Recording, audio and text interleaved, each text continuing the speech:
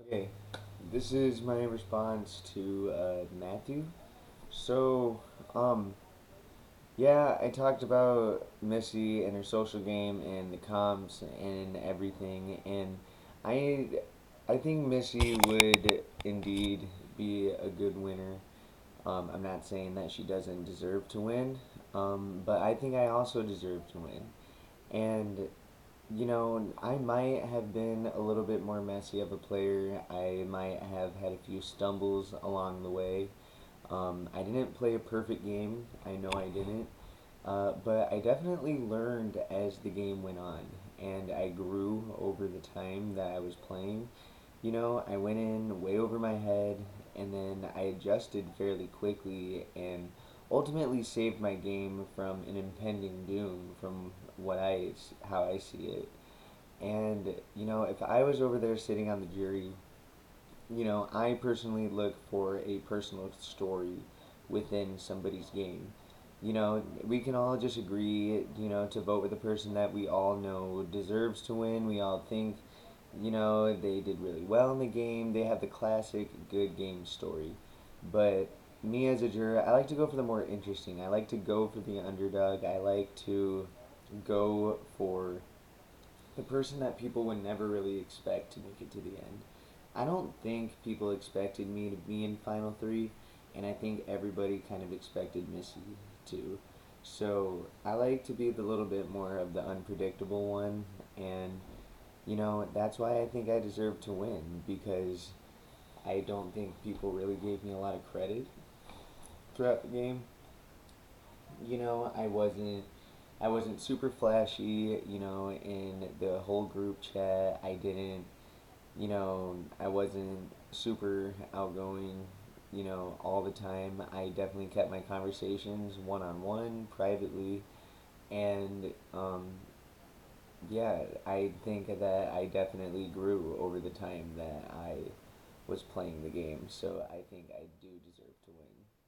And I think my winner story would be a lot more interesting than Missy's winning story, personally. Um, and so the second question, you said a lot of the jury believes that I coasted through the game for the most part, doing nothing and not really making any big moves. Well, see, the thing was that I tried my best to win comps, and the bad thing about Big Brother is it's really hard to make moves when you're not winning competitions. And so the time that I wasn't winning the competitions, I kind of had a long streak where I didn't. And, I don't like to say that I was coasting. I was definitely working on my personal relationships during that time because that's really all I was able to do. Came into the merge, down in numbers. I came into the individual portion down in numbers. So there was really only so much that I could do in that little bit of time because nobody really wanted to give me the time of day and work with me. And so that's why when I teamed up with people like Dustin and Eric, people who were, able to kind of win in those competitions, I definitely, you know, um, put a little bit of influence into it, especially more with Eric than with Dustin. I touched on it earlier in thread where I threw Missy's name out as the replacement nominee as opposed to Adam. I feel like, getting Eric to think that way definitely, um, it switched some things up because it caused some drama between Eric and Missy, and it never really came back to me. So that caused Missy to want to go after Eric, Eric to want to go after Missy, and it kept Adam safe and it kept me safe because Adam didn't have to use the power. So I consider that like a pretty big and subtle move at the same time. And then another one that I did was I bought the duplicity power, and I ultimately didn't end up using it, but me buying it, I was able to use that as a way to gain good faith with a few people. So I kind of told um, Adam about it, and I used it to gain like trust and everything. So that wasn't really like a big move, but it was like kind of a subtle move that kind of secured my trust with somebody.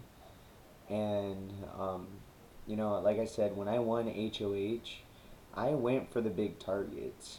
You know, I first my first HOH, I went for maybe one of the easier targets, but that was because I was working on, building my relationships to go further in the game. Second HOH, I went for you, Matt, and you were by far the biggest um, strategic threat, and you were like the biggest threat in the game. And even if I didn't have the numbers for it, I still tried to make a big move, blew up in my face, but I recovered from it. And nominating Adam and Missy up together, was a big move because I guaranteed that one of the top two threats at the time was gonna leave that game. And then the round prior to that, voting out Robbie was definitely a big move for me because I knew that Robbie could beat me at the end, and he wasn't really expecting me to vote him out. So I think that was definitely a big move on my end. And you can like people are gonna try to discredit my comp wins, and I just want to remind you that I almost doubled the combined time that all three of the other people competing in the Wet on Your Knees competition did. I went 33 minutes when the second place person went 8. So, I might not have won very many competitions, but the competitions that I did fairly well, and I showed that I was a tough player in this game and that I wasn't just coasting. Like when I think of somebody who's coasting, I think of somebody who doesn't really try, who just ultimately just depends on um, just being a lazy and a non-threat to try to make their way. And I don't think anybody could sit here and really say that I wasn't a threat because I think that would have been foolish thinking. I had a mind of my own, and I always was willing to make the big moves if I was given the opportunity. And honestly, in that little span of the game, I wasn't really given the opportunity to make those big moves, but I made subtle moves along the way that ultimately put me in a position to where I could make the big moves once I finally won. So I don't necessarily think that the best player in the game has to make the big moves all the time. I think it's all about timing, and I think it's all about how you set yourself up for those situations. Um,